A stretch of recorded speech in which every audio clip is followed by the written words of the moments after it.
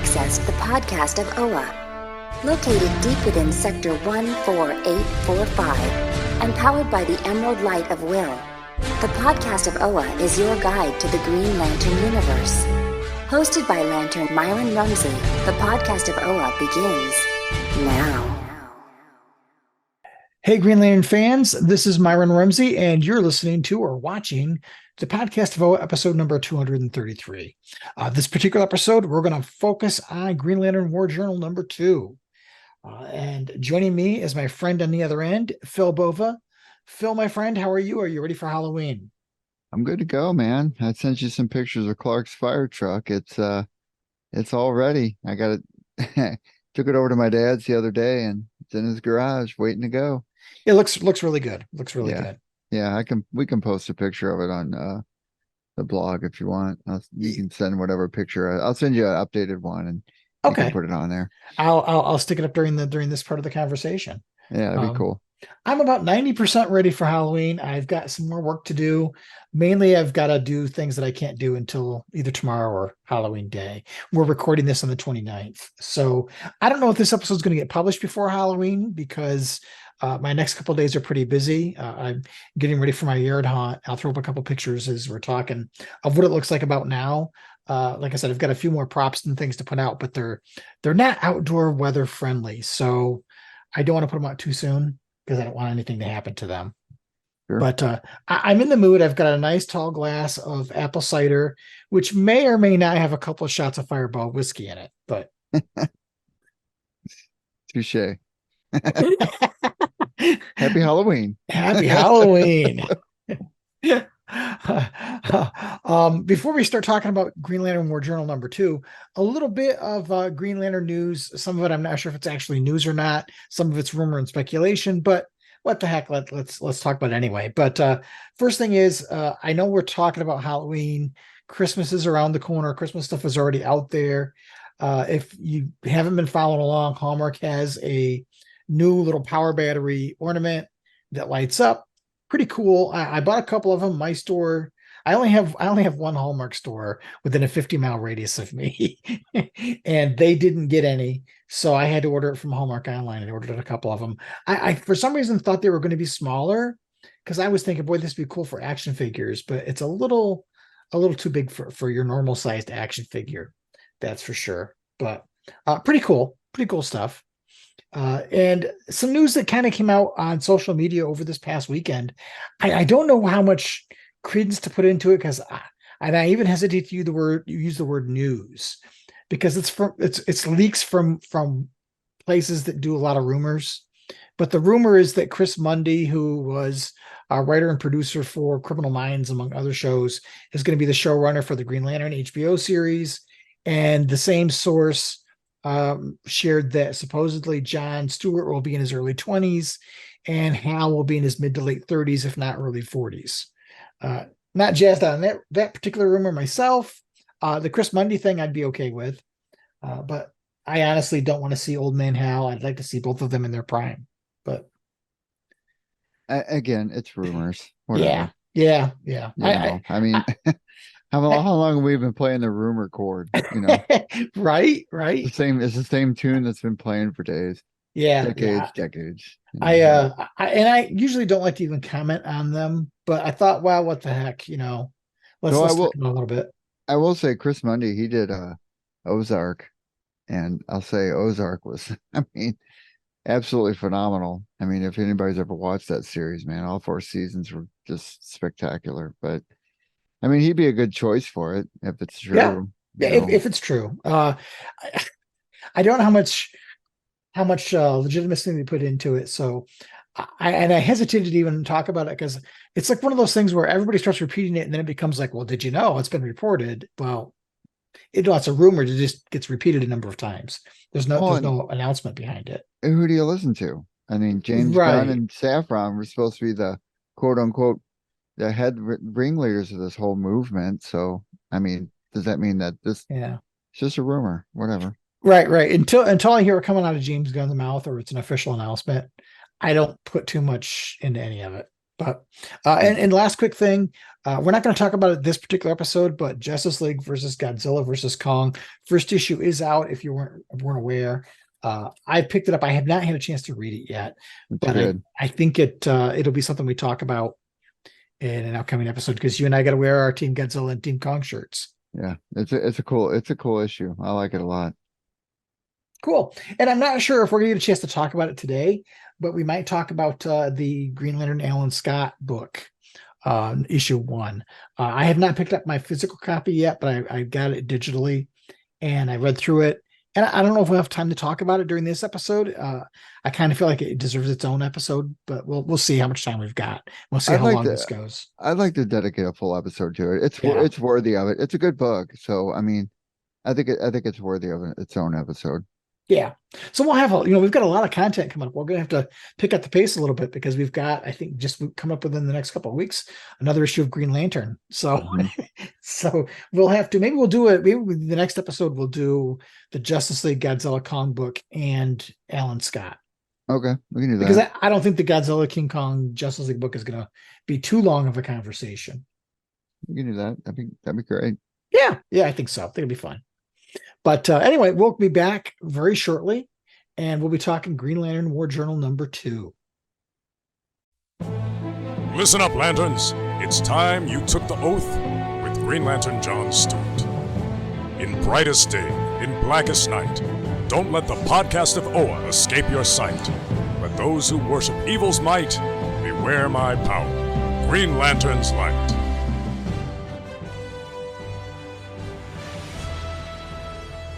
All right, well, welcome back. So we are talking about Green Lantern War Journal number 2. Obviously, it's still Philip Kennedy Johnson and Mantos at this point. And this issue continues right where the last one left off. Really, I was expecting what happens in this issue to happen. I just wasn't expecting it to happen this early. But we'll dig into it a little bit here. We start out, Varan and some of his lackeys have come to Earth, and they're investigating that space station which crashed. Right. Well, we didn't know it crashed. We thought maybe it might have blown up in the atmosphere. And what we find out is it crashed in the Amazon rainforest. And Varan is he's jonesing to get back at John Stewart after what happened in the first issue. And these guys are exploring the wreckage, and they detect hard light energy, which we know is probably from Shepard, because he was up there at one point dealing with it. And they meet the Revenant Queen, and it isn't long before she sends them scurrying into the jungle, and she takes them over. And a couple things that I got out of this. First thing is, before we get too much into the issue, you and I and a bunch of other reviewers got one detail completely wrong. And that was that the logo that is on the Revenant Queen's ring is not a Star Sapphire logo. Philip Kennedy Johnson said it is a Dark Stars logo. Oh, okay. Well, that makes it even more interesting.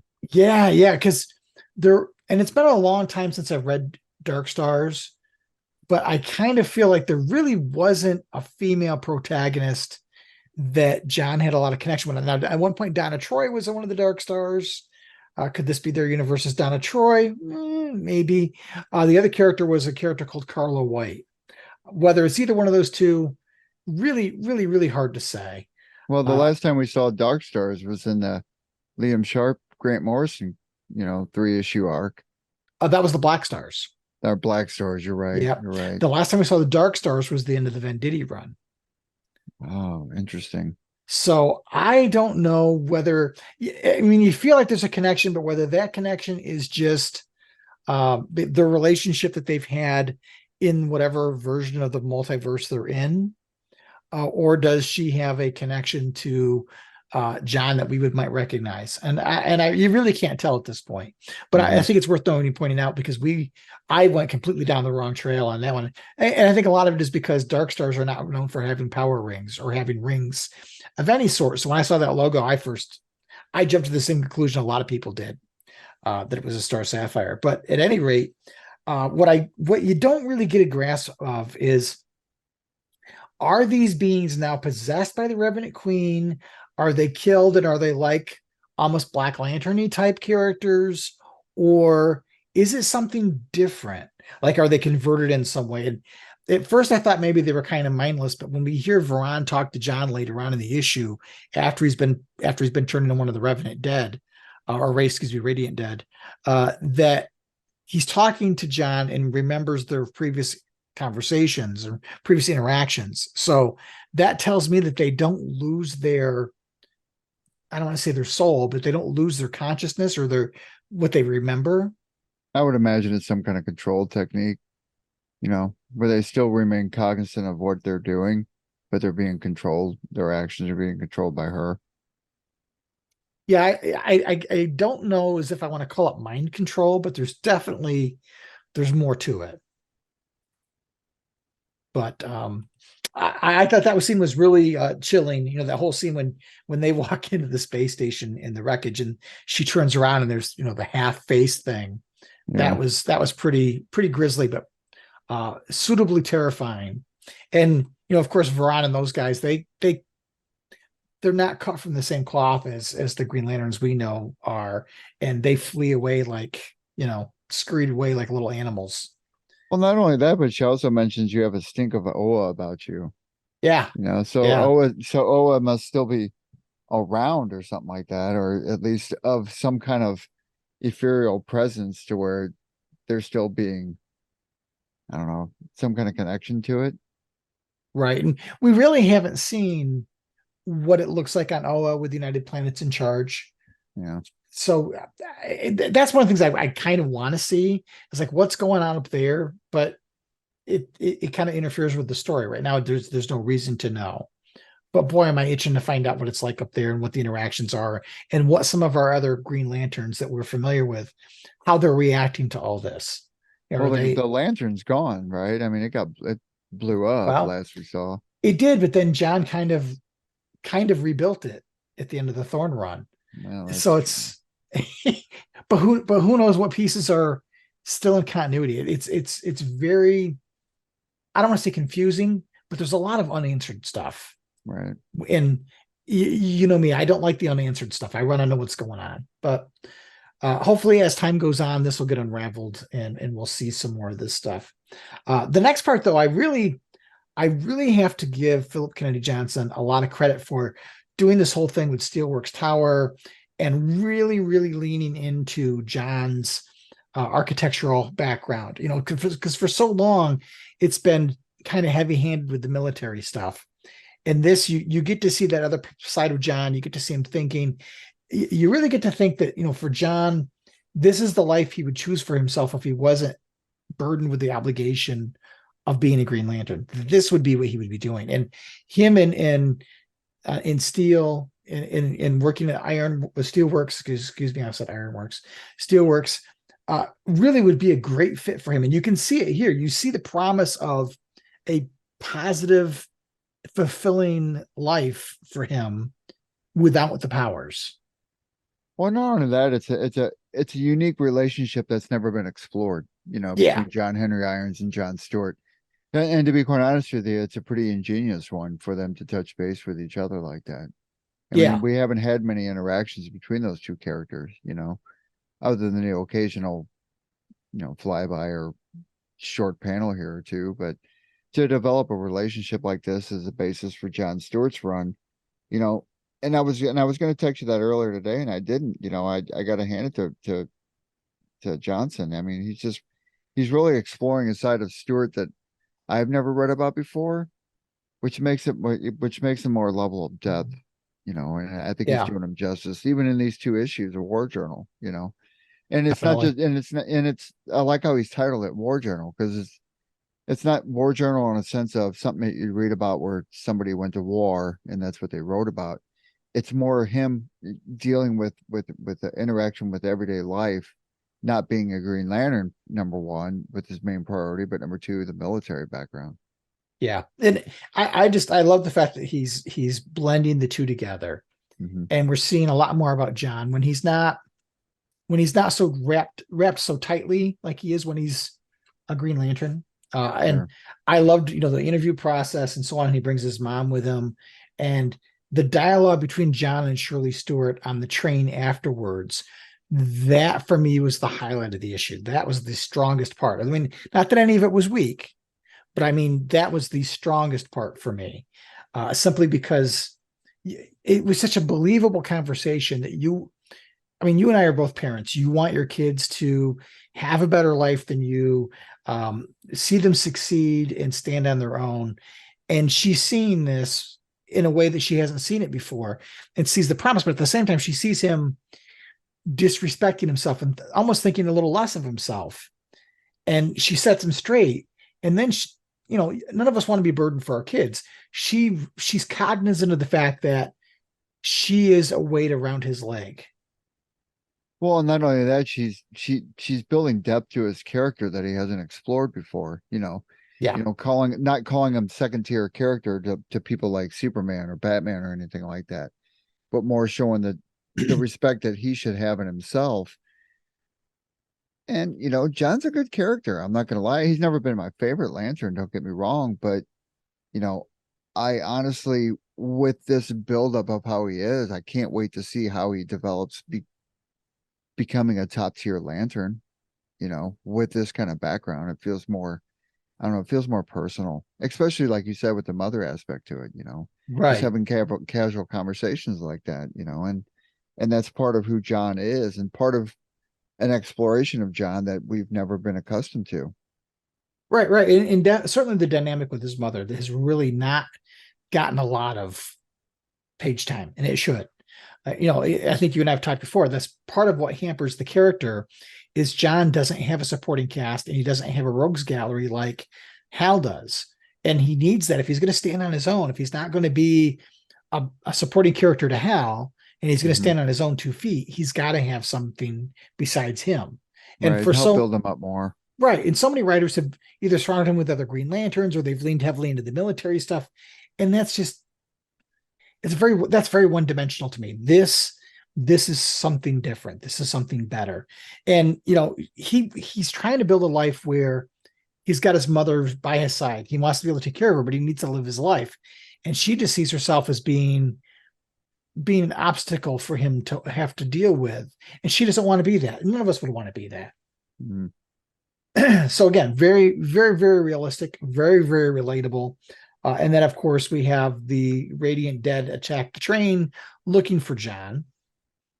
And of course, and the fight goes on. And it's almost like this is John's about to get the life that he deserves to have, right? And this is the reality of his duty coming back. He's putting everything behind him. I think you and I, one of us said earlier on that John has given up on the ring, but the ring hasn't given up on John. And this is exactly what I mean by that. And he's attacking the train. I did find this sequence a little hard to follow visually, but I enjoyed the fight. And of course, he's protecting his mother. And then to me, the predictable thing is he gets infected by the Radiant Dead at the end of the issue. I expected this to happen, but I was expecting it to happen like 3 or 4 issues in. Yeah. But how long is the War Journal going for? 6? Well, that's the thing is originally I think they said it was going to be 6 issues or so. Then right before we interviewed Johnson, they kind of talked about it like being an ongoing. And when we interviewed Philip Kennedy Johnson, he alluded to it becoming an ongoing, but he wasn't sure how long he could commit to the series because he has other things that he's doing. Because he's not going to be doing Action Comics anymore. Right. So whether that's one of the things that has changed since our interview, and that's going to free him up to work on this book, we really don't know. There have been no announcements really about it. Like, I appreciate the fact that writers come and go and do different things, but man, I wish I miss the long runs that these guys used to have, like when Venditti did the long run of Green Lantern, or Jurgens did it for Superman, and and so on and so forth. Scott Snyder on Batman for how many? I mean, he was on it for how many issues? Right. I miss those long runs, man. But I mean, business is business.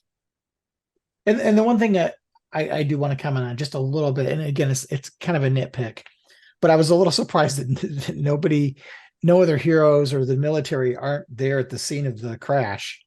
But We don't have a Justice League, so there's nobody at the Watchtower apparently watching what's going on. I thought it was just a little odd. Earth's quarantine, man. Remember? Right. But we've got a whole metahuman population here, That's true. But That's true. Great issue though, man. Yeah. I'm liking his run on this. Yeah, I'm enjoying it. We did see in the solicitations for January that it looks like John's going to get a little bit of an updated costume, or an updated uniform. I shouldn't say costume, uniform. I saw that. But this issue visually looked great. Other than I said, the fight on the train, there were a couple of things that made it a little hard for me to follow. I wasn't exactly sure what was going on in a couple of places.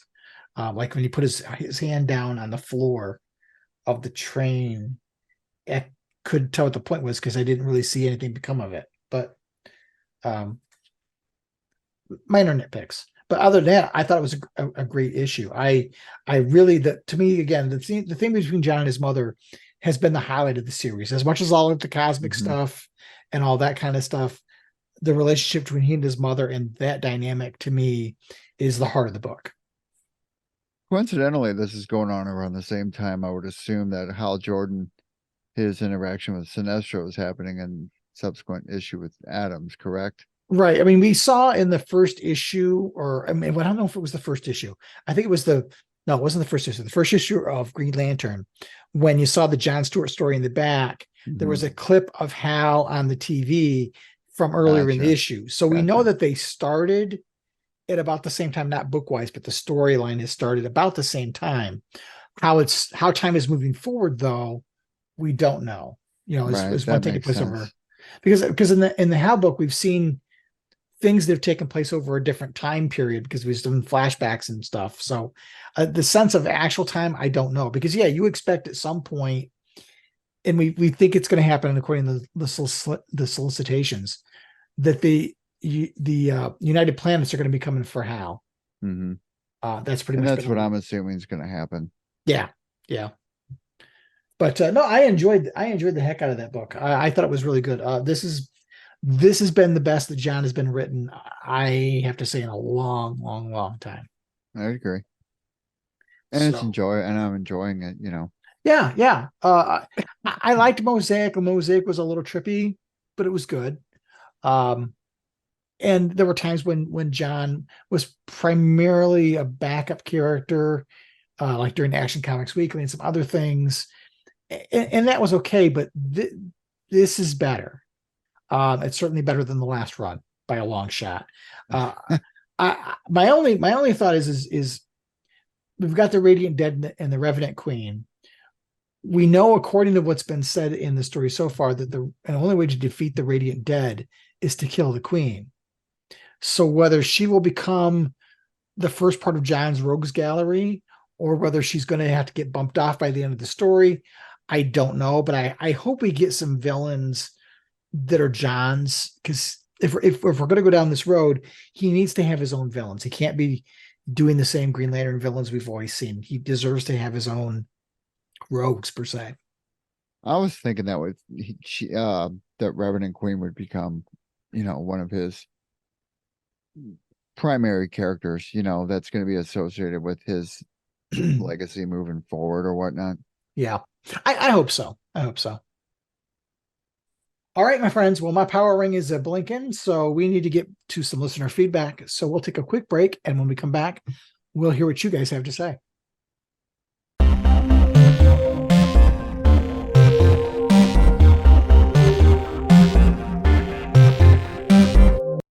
Our first message is from Warlion. Transmitting in 3, 2, 1. PKJ used the United Planets in Action Comics and seeded some stuff that he didn't pay off, and when asked about them on Twitter after the announcement that he's leaving Action, he said that these plots continue in war journals. Regarding GL4. I love the issue, especially Hal and Barry's interactions. I think Carol doesn't understand Hal as GL because she never saw herself as a superhero.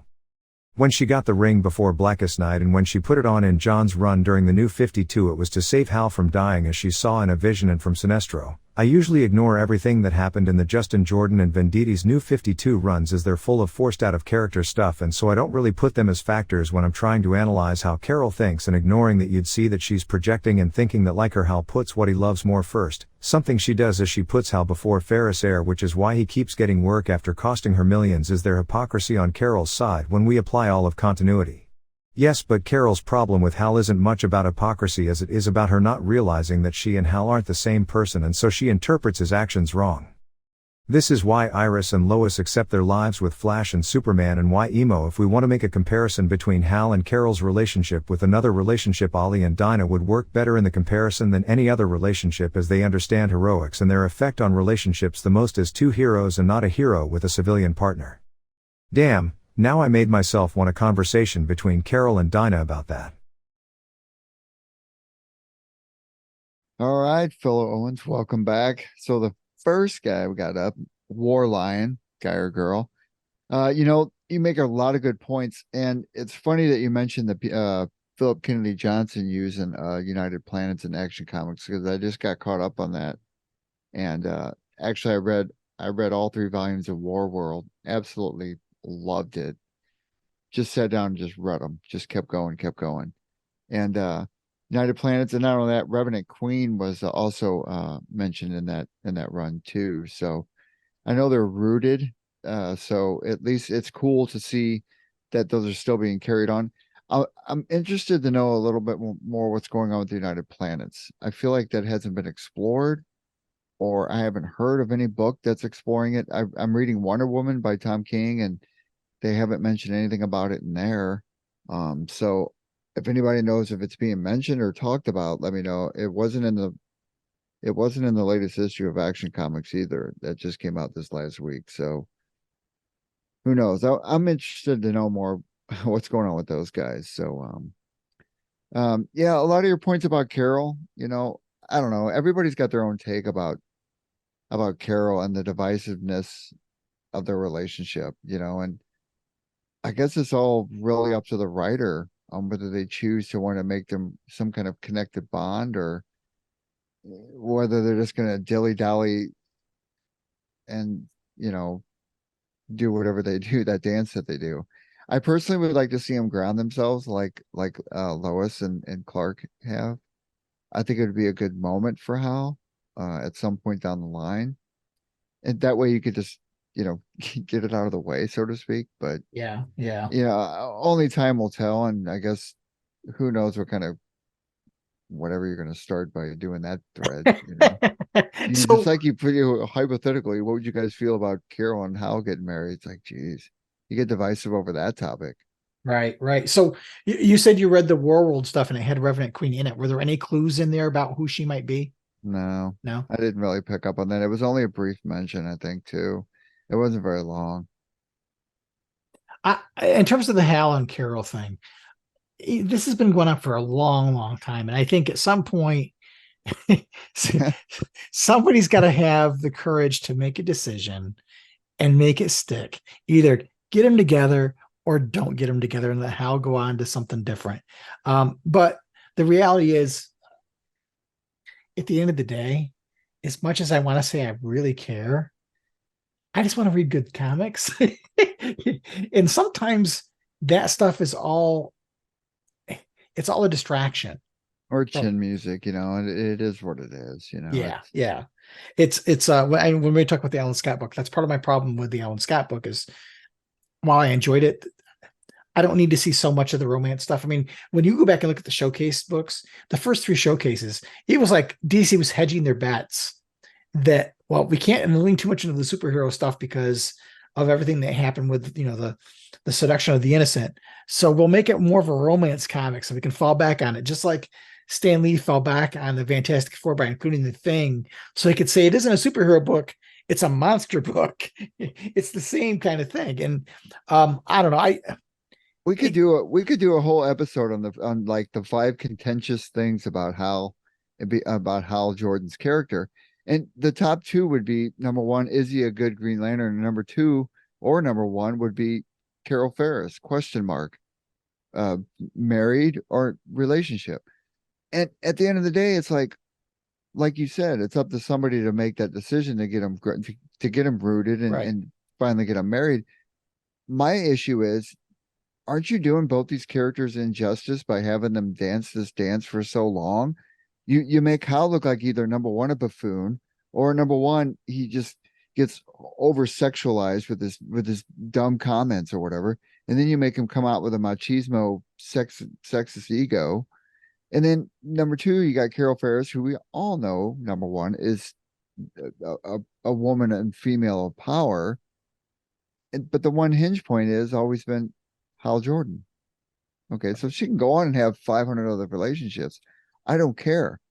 At the end of the day, it's always going to be: is she going to stay that way, or is she going to go with Hal Jordan? Right. Is she going to mature enough that she can let Hal be who he's meant to be, and still have a relationship and love him and have that dynamic?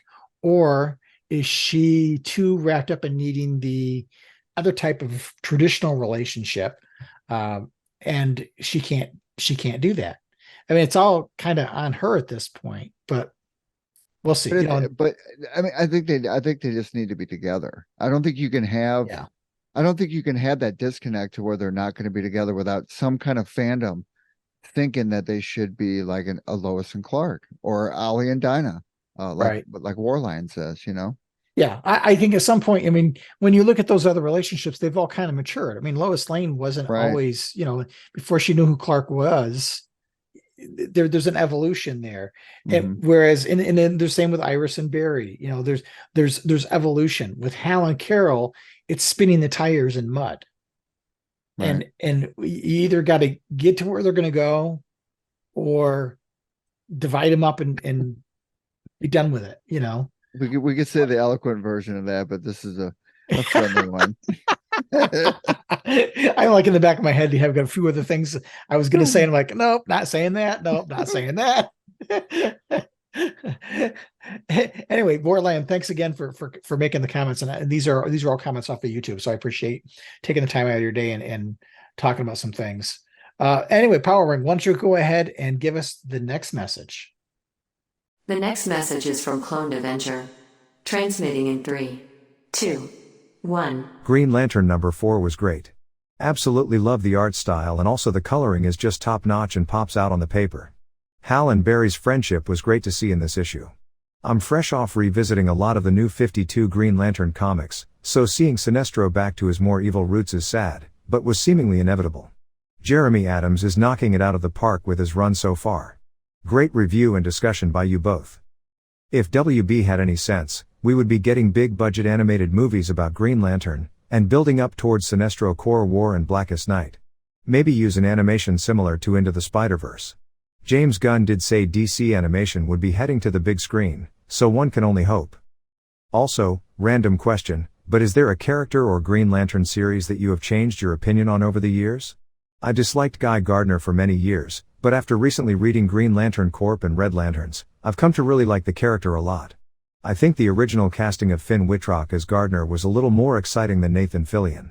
Don't get me wrong, I think Fillion will be great, but he's just a little on the older side. But hopefully they get the casting right for Hal and John.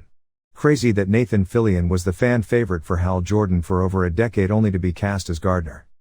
Also, my trip to Buffalo was a long one, as I live down south. Traveled for an NFL game lol. So yeah, probably won't be visiting the comic book stores up there anytime super soon. Would love to come back though. Hey, Clone Avenger, thanks for reaching out. I agree. Green Lantern number 4 was really good. I enjoyed the heck out of it. And thank you for the comments about our conversation. I appreciate that. I agree with you. I would love to see an animated movie series that's got Sinestro Corps War and Blackest Night. And I'd love for the Blackest Night to be R-rated, because you really need to have, if you don't have the scariness of it, it's not going to work the same way. I just think, unfortunately, we're not going to see it, because I think this is why we're doing this 2 or 3 part Crisis on Infinite Earths movie. Is Right. we're gonna close off all these other animated universes, and we're gonna come out so that everything ties in with the Gunverse. And I don't know if we're ever going to see Sinestro Corps War, Blackest Night, and the Gunverse. And to me, it's a huge shame, because those are 2 of the best event stories in Green Lantern history, and they deserve to have that stuff. I completely agree. I'd love to see it. James Gunn has said, like you pointed out, that some DC animation is going to go to the big screen. Could we get there? Maybe. I think the problem with Blackest Night in particular is the stakes are only like what really made that story resonate emotionally was you had all these years of continuity and things building up to it, so that when you saw Elongated Man and Sue Dibney, when you saw Ralph and Sue Dibney, it meant something. And I don't know if we'll get characters that are around long enough for fans to make that connection emotionally, so that if they die and then come back as Black Lanterns, you'll have the same impact. There's ways around it, creative writing wise, but I don't know if we'll ever get to that point. I think, like, I don't know, there's an optimist in me that like to see it. I just don't know. I certainly want to see it. I'd love to see a big screen version of Sinestro Corps where I think that could be live action. That would be incredible, but I don't know as if we'll ever get to that point. In terms of, is there a character that you changed your opinion about over the years? I got to agree with you. Guy, for me, now originally when Guy showed up, there was no character there really. But once Guy he hit that blast and got sent into the Phantom Zone and came back, he was really annoying as all get out. He was hard to like. It was like the id run rampant, right? And then over time, we got to see things. And it really wasn't until Jeff Johns and those guys really started doing stuff with Guy and making him a likable character, when you understood some of his motivations. It made him interesting. I loved Guy probably the most when he was a Red Lantern. I enjoyed that really a lot. And I like some of the stuff that in the Green Lantern Corps book that Tomasi wrote with Guy and John and Guy and Kyle. I thought those were good things too. But yeah, I think Guy, like you, Guy was probably the character who's changed the most in my mind. What about you, Phil? I have a good one. Yeah. So I disliked Simon Baz when he came out, and I totally think he's irrelevant right now at this point in time. So your opinion, he didn't get better. He got worse. Got worse. If I had to take a serious note to that, I don't know. I mean, not really. I mean, I'm all about how well something is written, or if something intrigues me, I guess. I mean, whether it's you're still on that, aren't you? It just depends on how well the character is written and if there's depth to the storyline, Yeah. I mean, sometimes because like Jon Stewart. I've never been a huge fan of Jon Stewart. Sure, he was cool in the animated series, and Mosaic, he was cool, and I've read some of his stuff over the course of my time, but I like him more now. But it also has a lot to do with PKJ. I mean, I like his writing. I like him. I love him on Superman. So, it has a lot to do with the writer. So, I mean, I have to say, this is the first time that John has had a good writer that's wrote him as a standalone character. Yeah, it is. You're right. I mean, it is good for that, and it is good service to John. I mean, hopefully moving forward, we'll see more of him, and I think he deserves a lot of screen time. I mean, he's gained enough popularity where I think he's got to be a mainstay in the Green Lantern universe. Has to be. The other character that stands out to me sometimes is Aricia. I mean, we haven't seen her in quite a while. Yeah. When she first showed up and she was this little girl pining for Hal, it was annoying. It was really annoying. And say what you will about what they did, the choices that were made to age her up and what have you. But once she got to be the adult and we kind of put that behind us, it was interesting to watch her and Hal and their reactions to each other when Hal finds her. She was one of the Lost Lanterns, essentially. That whole storyline, and then her and her relationship with Sodom Yat was interesting. I like her more as a character now, but in the beginning, I thought she was really annoying. Sure. But all right, well, Power Ring, why don't you let us know what our next message is? Our last message is from JP Roca, transmitting in 3, 2, 1. The United Planets of course goes back to Legion of Superheroes. But recently to the Legion and Superman stuff that Brian Michael Bendis did. Because of the United Planets placement in the DC universe, Thorne picked them up as the organization to oversee the Green Lantern Corps. Am I wrong in remembering that Thorne set up the status quo for the Corps and Up relationship as well as the Earth quarantine status at the end of his run? Hey, JP, thanks for reaching out. I have not been following the Legion of Superheroes. I'd heard that United Planets was tied to that, but wasn't certain. So thank you for filling in the blanks for us on that one. I don't remember. I haven't. I'm not going to go back and reread the last run. But I don't think we saw why there was a quarantine. I don't think we've seen that yet. Maybe I'm wrong. And I don't know whether, I mean, you get the impression that the United Planets was going to be a part of the Corps and kind of oversee things, but it was kind of left, if I recall right, it was kind of left up in the air. But maybe I'm wrong. I don't recall, and I don't own those books. I got them. I had somebody let me borrow their copies to read, and I don't have them to refer back to, so I'm not 100% sure. But it'd be cool if somebody listening could post it in the thread underneath the YouTube videos, in the chat. I mean, because I'm interested to know, because I'll go back to what I said. I want to know more about the United Planets, and I'm glad that JP Rocha filled in some of the blanks with Legion of Superheroes, because I'm going to go back and do a little bit of digging into them as an organization to see, what kind of tie-in they're going to have to what's going to be moving forward. Right. Because obviously it's Legion of the Superheroes that takes place in the future. So you're seeing the United Planets where they end up or where they are at that point in time. Sure. And we're just seeing the kind of the formation and the initial growth of it, which is kind of a neat piece of storytelling to have that connection. But at the same time, I don't want to see them in charge of the Green Lantern Corps. So I'm hoping this is definitely not. Yeah, I hope that doesn't fall over their purview. Right. I mean, the downside is you've got to find a way to creatively get them out of no longer controlling the Green Lantern Corps, but you have to still them being a sustainable organization, because we now know, because of the Legion of Superheroes, that they're still around, or at least another iteration is them all together. Maybe it dies off and it gets recreated somewhere down the road too. There's ways around it, right? Right. But well, everybody, thank you so much for writing in. We love to hear your comments and your questions. So Power Ring, why don't you tell everybody how they can be a part of the show? You can become a part of the show by leaving a message up to 1 minute long on our voicemail line. Call us at 406-POD-OA. That's 406-763-6362. You can also email us at podcast@blogofoa.com. We'd love to hear from you. All right, Myron, episode 233. That was a cool one, man. I'm digging War Journal. I'm looking forward to doing more stuff about it. And far as what I've seen online or on social media and stuff, it seems pretty popular. Sadly, when it comes to Twitter, I don't know if I have some followers on Twitter, but of course, when it got sold over to X, now you have to be a subscriber for anybody to even see what you're responding to at the time, unless they're following you. So a lot of times I'm disconnected from a lot of the writers and stuff, even like Johnson and Adams and stuff like that. They don't follow me. So, but from what I see from people talking about it and stuff like that, it seems pretty popular.